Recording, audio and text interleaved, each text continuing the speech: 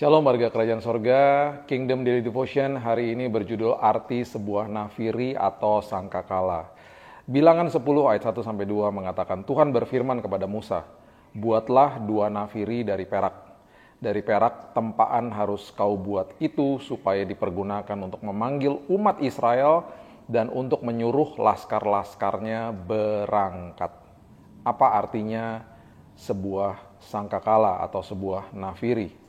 Di seluruh Alkitab, ya, nafiri, sangkakala atau trompet itu digunakan untuk menandakan peristiwa penting. Baik itu panggilan untuk berkumpul, peringatan akan sebuah pertempuran, atau sebuah pengumuman tentang kehadiran daripada Tuhan sendiri. Wow, sangkakala memiliki tujuan yang sangat jelas untuk menarik perhatian dan mengarahkan orang-orang untuk bertindak pada saat itu. Jadi kalau mereka mendengar sangkakala, trompet, atau nafiri ini, mereka harus paham apa yang harus dilakukan, apa pesan di balik itu. Dalam ayat bacaan hari ini, Tuhan memerintahkan Musa untuk membuat 2 nafiri, sangkakala atau trompet perak untuk memanggil orang-orang dan mengarahkan sebuah gerakan.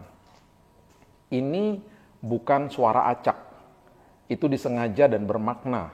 Semua tiupan ada artinya untuk mengarahkan bangsa Israel saat itu. Semua suara trompet saat itu, nafiri atau sangkakala, itu juga sangat berarti di dalam kejatuhan kota Yeriko.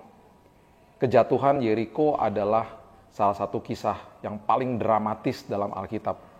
Namun, yang meruntuhkan tembok itu bukanlah sebuah kekuatan yang besar, melainkan ketaatan, iman, dan bunyi daripada sangkakala. Yosua 6 ayat 20 mengatakan, lalu bersoraklah bangsa itu, sedang sangkakala ditiup.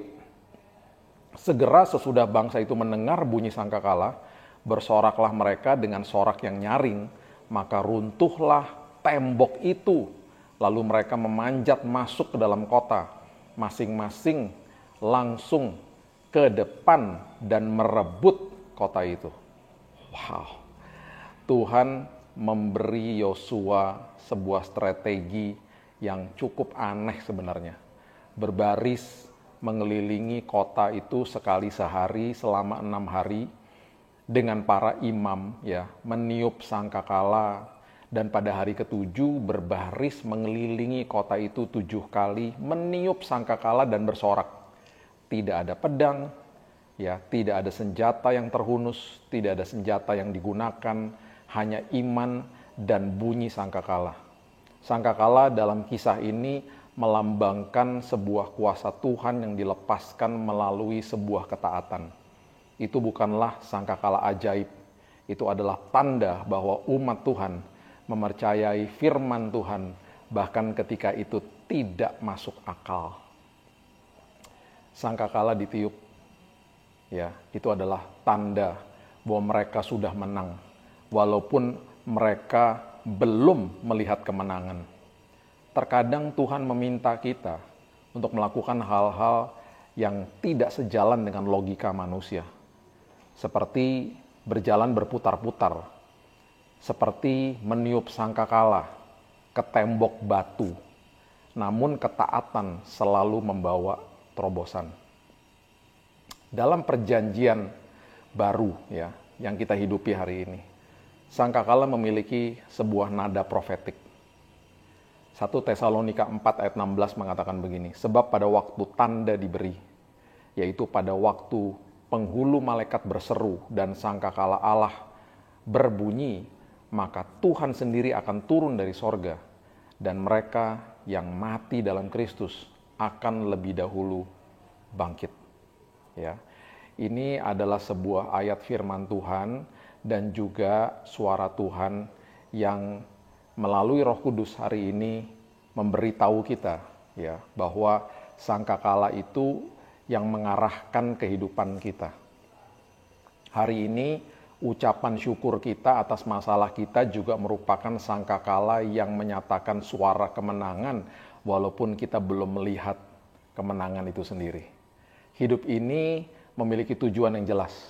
Karena satu hari nanti malaikat sorga akan membunyikan sangkakala untuk menyambut kedatangan Yesus yang kedua kali ke bumi ini.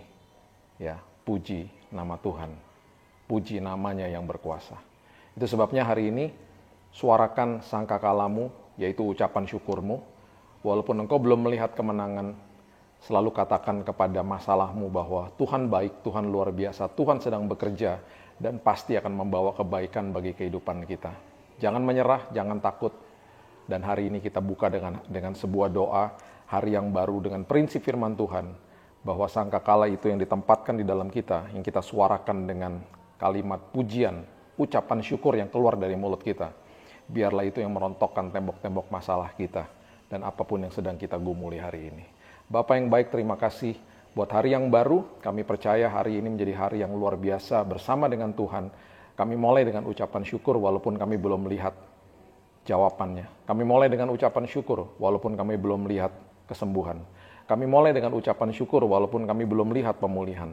Karena kami tahu Tuhan sedang bekerja mendatangkan kebaikan bagi setiap kami. Terima kasih Bapa yang baik.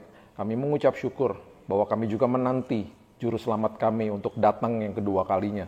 Menyambut kami, membawa kami ke dalam kehidupan kekekalan bersama-sama dengan Yesus. Terima kasih Bapa yang baik, kami mulai hari yang baru, kami meteraikan hari ini dengan firman Tuhan, dan kami percaya kami berjalan di atas kemenangan. Dengan sangkakala kehidupan, dengan ucapan syukur kami pasti menang. Dalam nama Yesus kami berdoa, kita sama-sama katakan, amin. Have a blessed day, dan Tuhan Yesus memberkati.